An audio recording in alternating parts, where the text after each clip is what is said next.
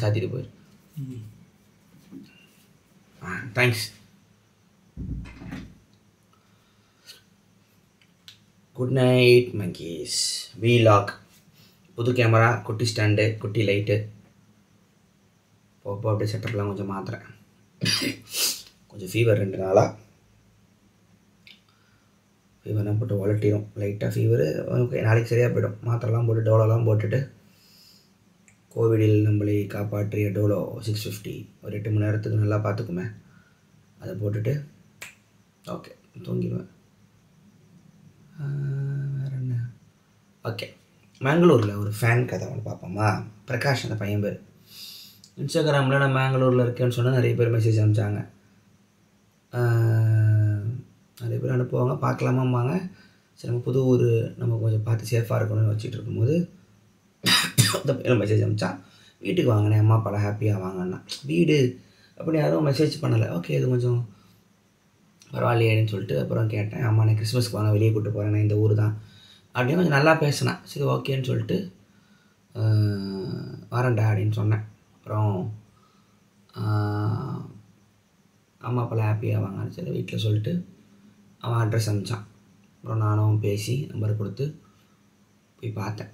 ரொம்ப super family. அவங்க அம்மா பயங்கர ஜாலியாக பேசினாங்க. இவன் தான் 27 வருஷமாக அங்கே இருக்காங்க பாருங்கள். தமிழ் ஃபேமிலி, தமிழ்நாட்டில் வந்தவங்க. இவன் பெங்களூரில் வேலை பார்த்துட்டு இவன் பெங்களூரில் செட்டில் ஆகிட்டான் போல். அந்த பையன் ஓக்கலொலி ஃபேனு, டெம்பிள் மெங்கி ஃபேனு. ஹாப்பியாக ஜாலியாக பேசிக்கிட்டு இருந்தான். அவங்க தமிழ் வேலை பார்த்து ரொம்ப ஹாப்பி ஆகிட்டாங்க. சாப்பாடு நல்லா சமைச்சிருந்தாங்க. சிக்கனு சாப்பிட்டு ஒரு தூக்கத்தை போட்டேன். முடியல, நல்லா தூங்கிட்டேன். அப்புறம் எந்திரிச்சிட்டு அவங்க கதையெல்லாம் சொல்லிட்டு இருந்தாங்க. பெங்களூர் எப்படி ஊரை பற்றிலாம் பேசிகிட்டு இருந்தாங்க. தமிழ் தான் ரொம்ப மிஸ் பண்ணுவோம் தம்பின்னு பேசிகிட்டு இருந்தாங்க. அப்புறம் அங்கேருந்து ஒரு ஆறு ஒன்று கூப்பிட்டு போனான். அந்த ஊருக்காரன் தானே, கூப்பிட்டு போயிட்டு அங்கேருந்து ஊரில் கொஞ்சம் சுற்றி காட்டினான். முடிச்சுட்டு வீட்டுக்கு அவனே பீச் போனோம். நல்ல பீச்சு அறந்து போச்சு. 2024 கடைசி சன்செட் அவங்க கூட பார்த்தேன்.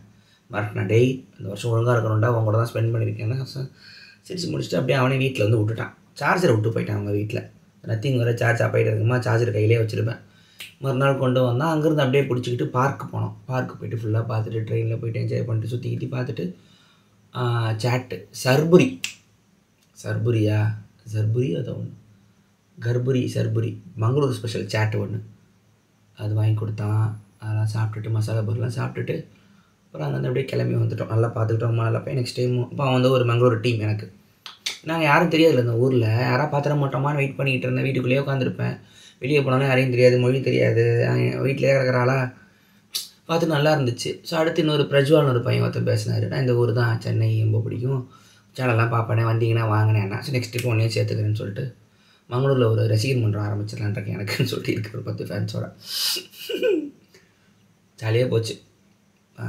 அந்த ஊருக்கு போக வேண்டியது ஒரு ஃபேமிலியோட வேலையால் அடிக்கடி போகிற மாதிரி புதுசாக வந்திருக்கு எனக்கு. ஸோ அதனால் மங்களூர் பார்ட் ஆஃப் லைஃப் ஆகிடுச்சு எனக்கு.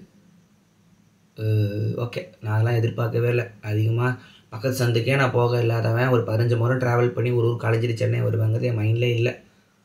பாப்பா எப்படி போகுதுன்னு பார்ப்போம்.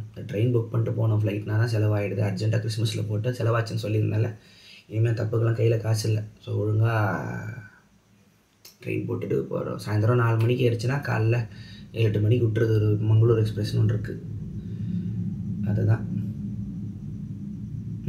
வேறு என்ன? ஃபேன் கதை ஒன்று. அப்புறம் அதில் ஆடியோ எப்படி விழுதுன்னு தெரில.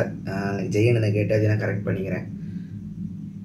புக் ஃபேர் கதையை நாளைக்கு சொல்கிறேன். புக் ஃபேர் வீடியோ போன முறை டீமில் இருந்தாங்க, ஒவ்வொரு ஸ்டாலாக கவர் பண்ணி போட்டோம். இலக்கிய குருவங்களே இப்போ யாருமே ஆள் இல்லை. ஸோ நானும் சௌமியாவும் எப்போதும் போல புக்கு பேசிக்கிட்டு இருக்கோம். நான் வாங்கின புக்கு வேணால் ஒரு எபிசோட் வந்து சேனலில் பேசுகிறேன்.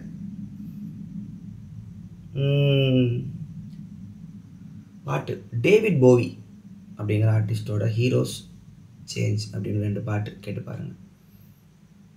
படம் அப்படின்னா அதர் பீப்புள் லைஃப்ஸ்னு ஒரு படம், இஸ் ஜெர்மனி வெஸ்ட் ஜெர்மனியை வச்சு ஒரு படம், அது பாருங்கள்.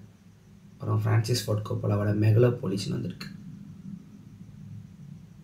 த காட்ஃபாதர் ஆஃப் காட்ஃபாதரோட ரீசெண்ட் படம். அவர் கஷ்டப்பட்டு வச்ச வைன்யார்டை விற்று அவருக்கு யாரும் ஃபினான்ஸ் பண்ணல. காட்ஃபாதர் டேரக்டருக்கு யாரும் ஃபினான்ஸ் பண்ணல. எடுத்து அந்த படம் எடுத்துருக்காரு போல். அடாம் டிரைவர் அவர் தான். நல்ல சரியாக இருந்துச்சு. கொஞ்சம் பார்த்தேன் ஃப்ளெக்ஸில், பெட்டிக்கிட்ட கேட்டிருக்கேன், பார்ப்போம். Okay done. இதுதான் புக் ஒர்க். அதை நாளைக்கு பார்ப்போம். இந்த கேமரா எப்படி இருக்குன்னு சொல்லுங்கள். Good night monkeys.